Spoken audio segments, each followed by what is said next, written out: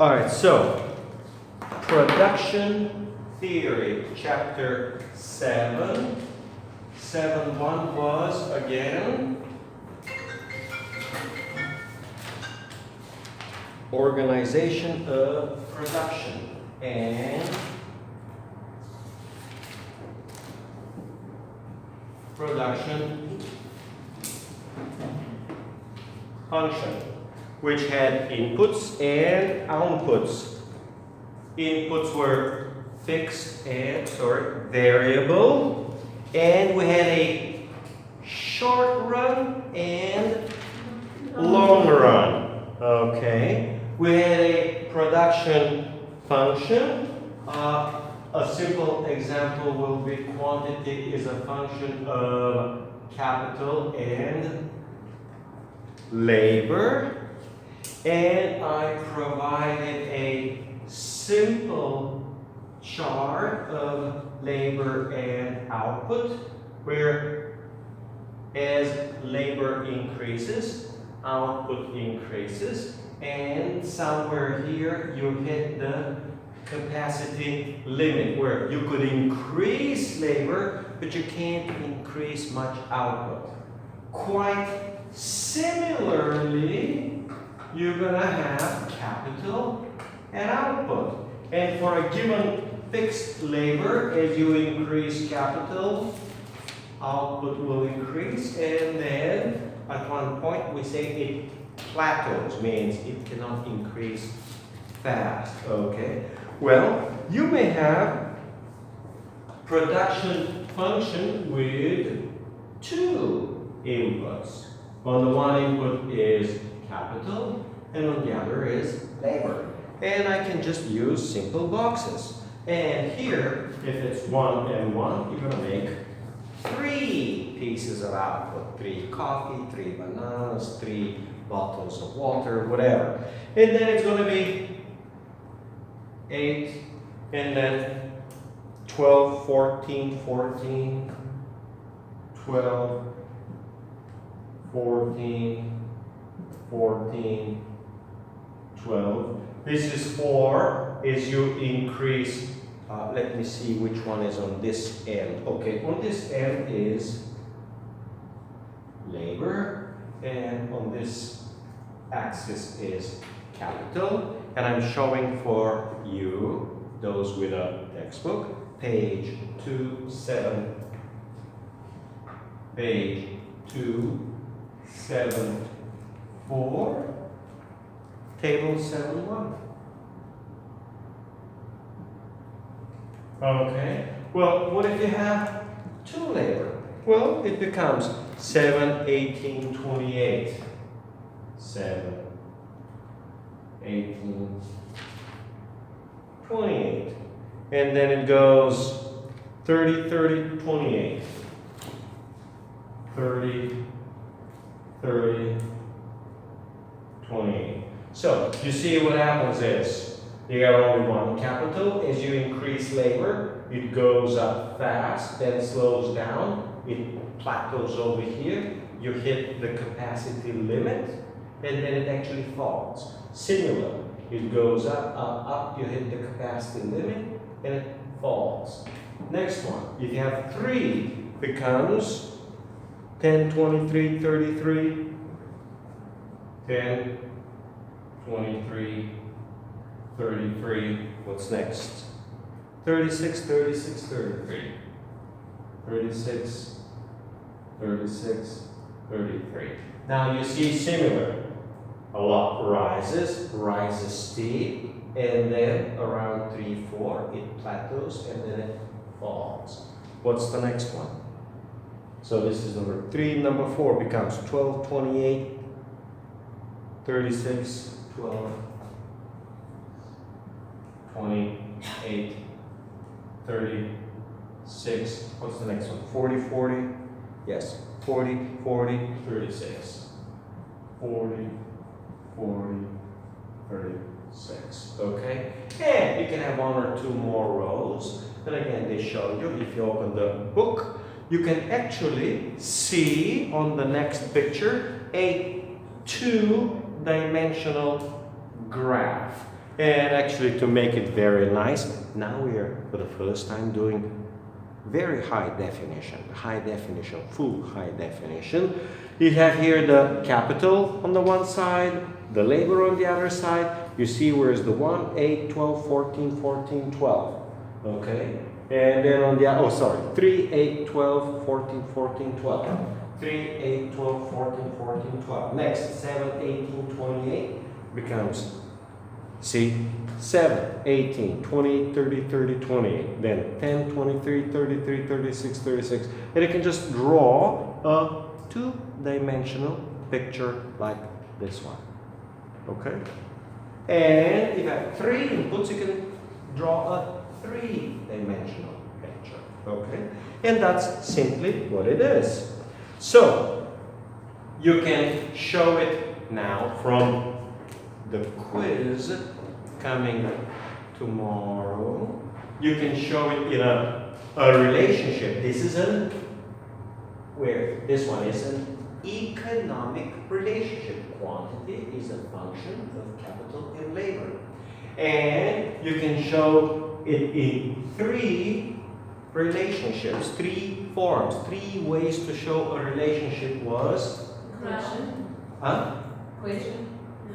Oh, number 1 will be table. Graph. Number 2 is graph.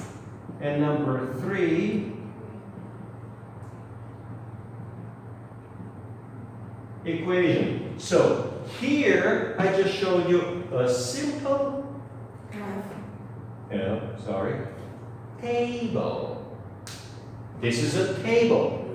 This here is a graph, okay? And I can write some function, whatever the function might be, that quantity is equal, I don't know, square root of x, capital squared plus labor squared. And I can come up with some function about it, okay? So, that's the production function, okay? And of course the production function can be before it was discrete in boxes. Here on the next page, 276, the production function is as a graph, is a chart, very smooth, okay? See? So it's just a simple chart. So what it does is it says the following, okay? This is let's see how they draw it up. 3-dimensional chart. And then they say here for 1 capital here, you see 3, 8, 12, 12, 12. It goes up like this and falls. For the next one goes up a lot more and falls. Then the next one falls, rises even higher and falls. And similarly on this side, it's going to be, it goes up, grows and falls, it grows up and falls, okay? But again, I can't really draw it as well as they've done it here in the book, okay? You can open the book and actually take a look at what it is. So that's 7-1. Now we go to 7-2.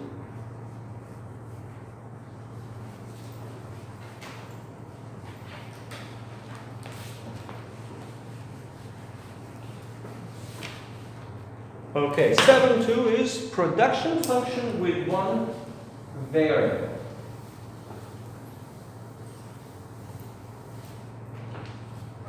So we have 7-2.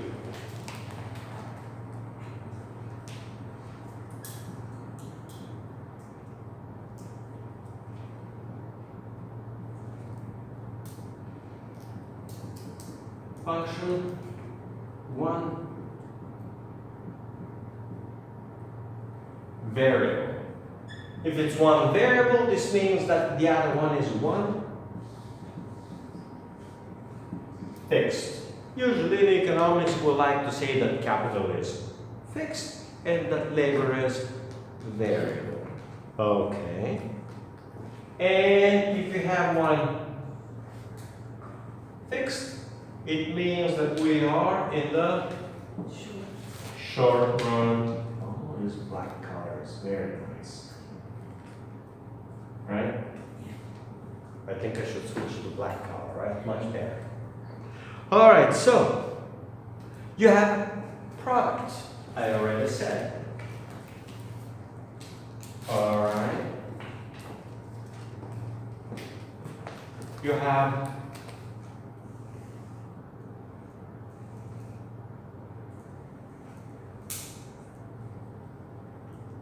Q in the function was output, and output is called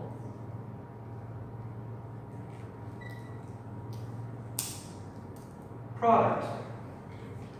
And now we're going to have, just like we did before, total product.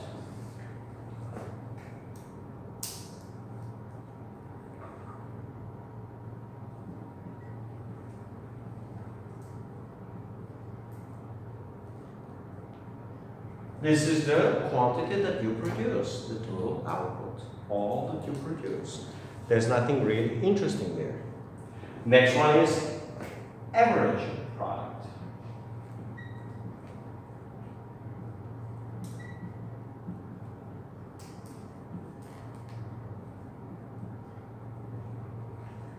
Now, for all of this production theory, it's very easy to get confused. Please be careful. I'm not talking anywhere about dollars, dirham, money, or prices. I never mentioned prices, okay? You just have, let's say, a certain piece of land. You got trees, and all you're producing is oranges. Or you got land, you got cows, and you're producing milk.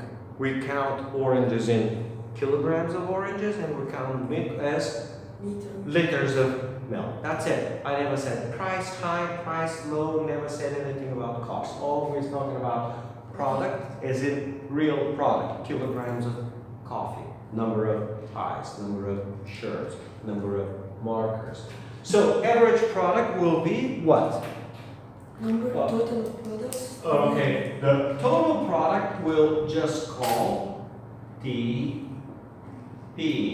Average product will be AP, and AP will be simply the TP, which is the total product divided by Number of products. number of units of, in this case, labor. So we said production function with one variable. The variable is labor, and one fixed will be capital. Oh, that one is beautiful, right? So this is the average product, and now we have, what's the next one? It's exactly the same what we did cover. Again? Marginal, yes. Excellent, correct.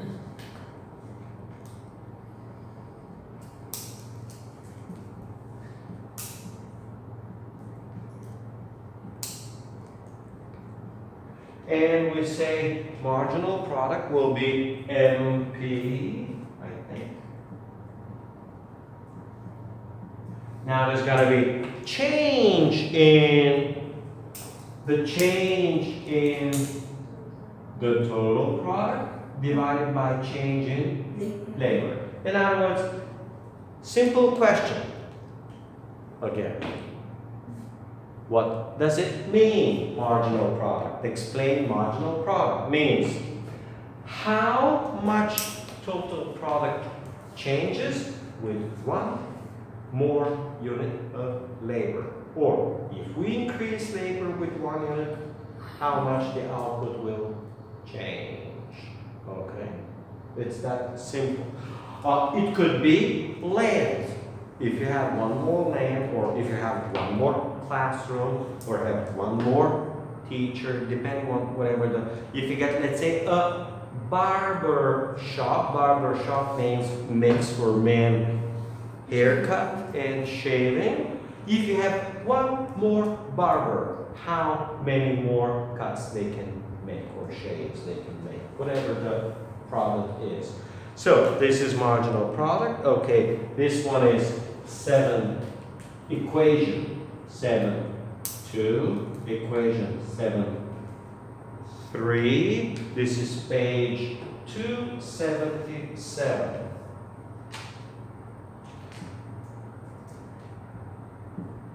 Okay. And oh man, I just deleted the table. We could have seen what's the marginal product there. Okay. Well, all right. So for only one, so we had the table at the very beginning. The first row was, remember, 3, 8, 12. 3, 8, 12. What's the next? 14, 14, 12. 14, 14, 12. Here, this is 1 unit, and this is for 1, 2, 3, 4, 5, and 6. So, what is the average here? Average. Average product, 3 divided by 1, 3. 8 divided by 2, 4. This one, 4. This one, 3.5. 3.5. This one is less than 3, 2.9, and this is 2. So, the average product rises at first, reaches peak early, and then starts falling. Okay. What about marginal product? 1 unit is 3. In other words, what do you mean 1 unit of labor? The production of 0 unit of labor is assumed to be 0. So with 1 you get 3. With 2, what's the extra? What's the marginal product? With 2. What's the marginal product of the second worker? Well, it's the output, this minus this. 5. Yes. Next one, marginal product of the third worker. 4. Next marginal product. 2. Next marginal product. 0. And marginal product could turn negative. Okay, so this is marginal. Hey, that will be a very good, simple question for the quiz. I'll give you a nice little small table. Calculate the average product, the marginal, or show me the total product, average product, and marginal product. Let's say for capital 2. And you got a total product, you got to copy, you got to calculate the average, you got to calculate the marginal. Simple and easy. All right, somebody was asking, right, about the, midterm, right? Remember the midterm? We're going to chapter 7, I think. That's a simple. Okay, so I got the table, I got this, I got the marginal, I got the leverage 277. Yes, I wrote that part. Okay. Okay, the next concept is output elasticity.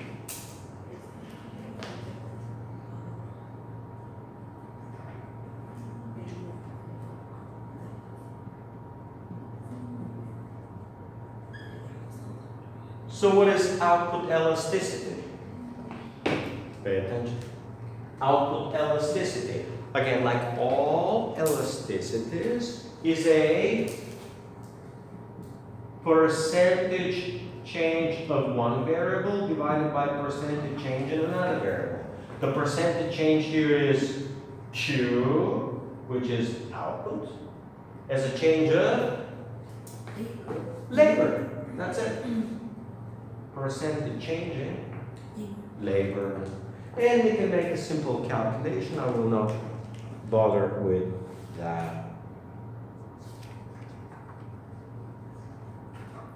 Alright, now we come to, it's not tricky, it's just a little more, needs more explanation. It is show you the picture. Before, you remember how I showed you marginal costs and marginal whatever, right, average?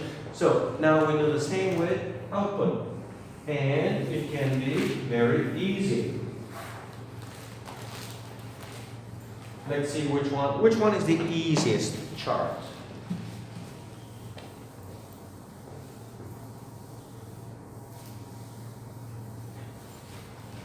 All right. Colors. Right?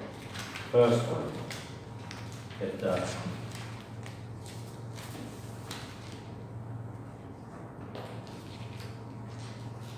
So, product rises. It first rises fast. It plateaus and it falls. And this is which one? Which curve would this be?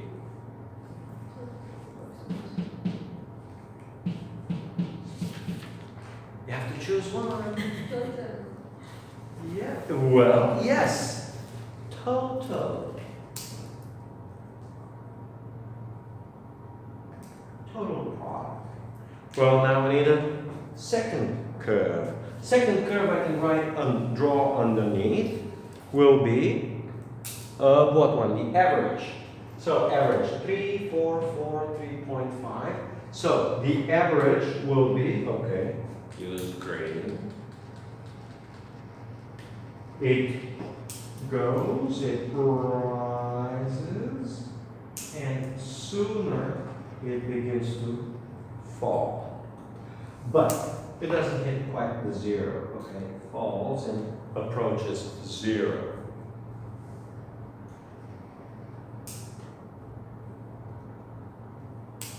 And now we need the marginal. Marginal, you see, first of all, see where the total product peaks. Where's the peak? The peak is here. Okay? This is the capacity. Well, where is the average product peak? Yeah, 4, 4. Here. Well, where is the marginal product peak? At 2. So the marginal product will be rise quick, peak early, and start falling. And somewhere along the way is going to turn negative.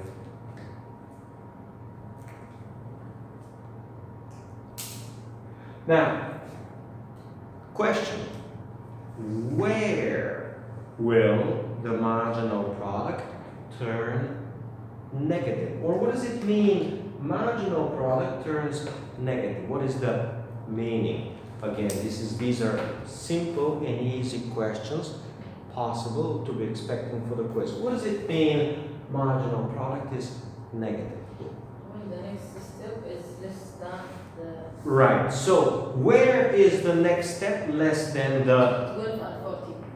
It's over here. In other words, when the marginal product is negative, the total product starts falling.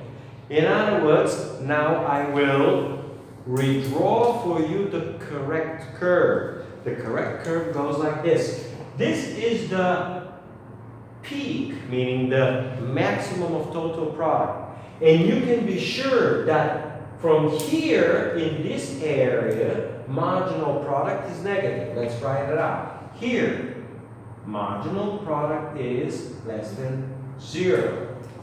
Is that clear? Because my total product falls. Here, okay, I'll use, okay, I can use the black one. Marginal product is positive. Okay, so here it's positive, here it's negative, and here is marginal product equals 0. Now, I'll go down on this chart, and you're going to see that the marginal product, to be properly and correctly drawn, will have to peak earlier and then hit over here. Okay? So, at first it's low and then rises. Now, all of this is figure 7.3.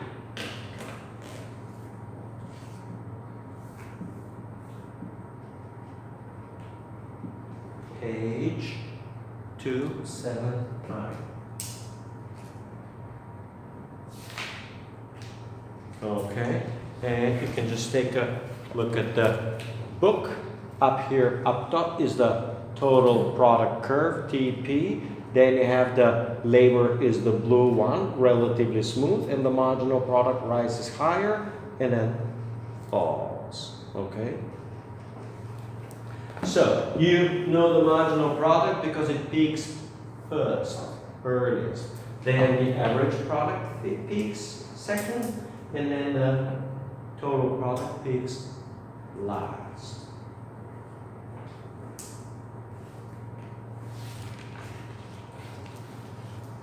And we've got about 5 more minutes.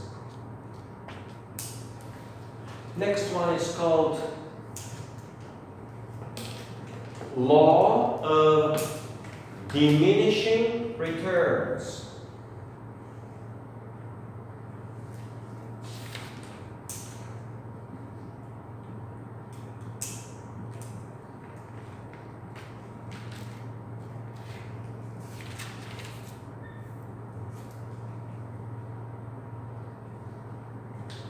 Law of Diminishing Returns simply says that at one point average costs will hit a maximum and begin falling. Of course, this also certainly means that the law of diminishing returns means that the marginal product initially rises and then the marginal product begins to fall and eventually turns negative. So you can't just increase number of workers forever and increase output. At one point, the law of diminishing return is simply the idea of what I wrote over here and what I explained. The diminishing returns are somewhere over here, result of caused by 1 hour ago. I wrote it on the board. Which one? I wrote it on the board. I explained it today, just like 1 hour ago. Again, loud. Capacity? Limits? Yes, capacity limit, yes.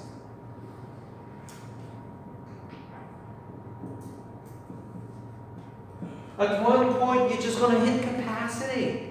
At one point, you can put in 10 Indians, 100 Indians, 1,000 Indians, 20,000. They still can't produce a lot more milk, okay? It depends on how many cows you got. Sure, 2 guys will produce more than 1 and 3 will produce more than 4, but if you got 100 cows, you can't get 10,000 Indians and they're going to produce more milk, right? I mean, they can get only so much milk. Same thing. You can get 10 teachers, 20 teachers, but at one point, 100, 2, 3, 400 teachers are not going to do any better. All right? There's just not enough classrooms, parking, whatever else the capacity limit is. Okay? So, diminishing returns is caused by hitting capacity limits. That's number 1. And the second, which is part of capacity limits, is rising inefficiency.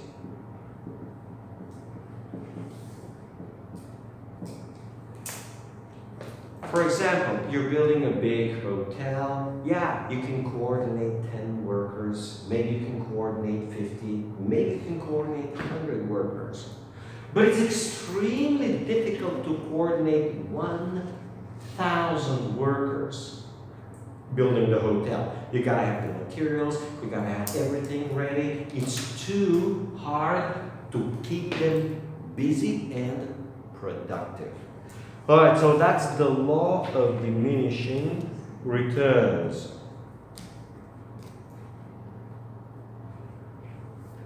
All right, so I have one last piece and I'm ready to finish.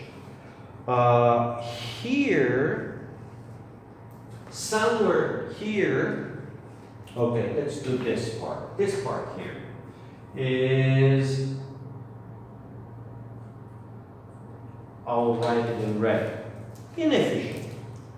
Inefficient. You just add more workers, it costs more, and they produce less. Remember, efficient means produce more with less. Now we have less, so you have more input and less output. This is inefficient.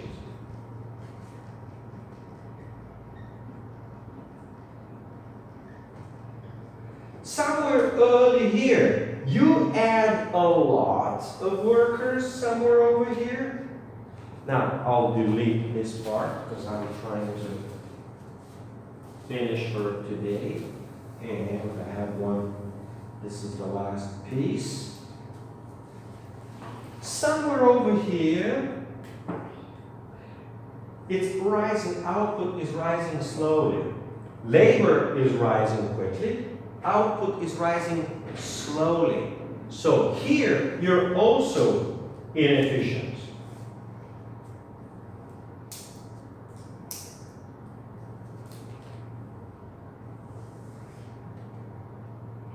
Okay. And this place where here it rises fast and begins to slow down, over here is the efficient.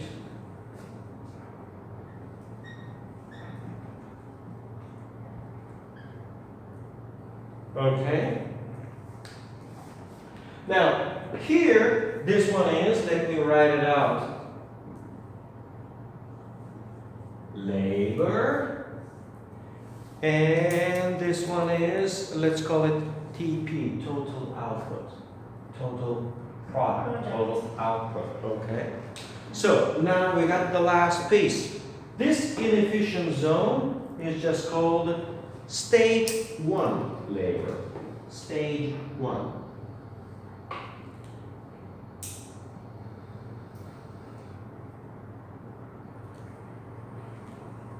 It's inefficient because you don't have enough workers, and I'll be explaining next time. Not enough, it's just one or two teachers can't manage everything, just like one or two farmers can't do anything. This is stage 1 of labor, inefficient. Here is stage 3,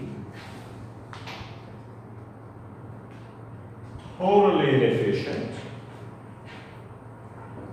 And the efficient is stage 2.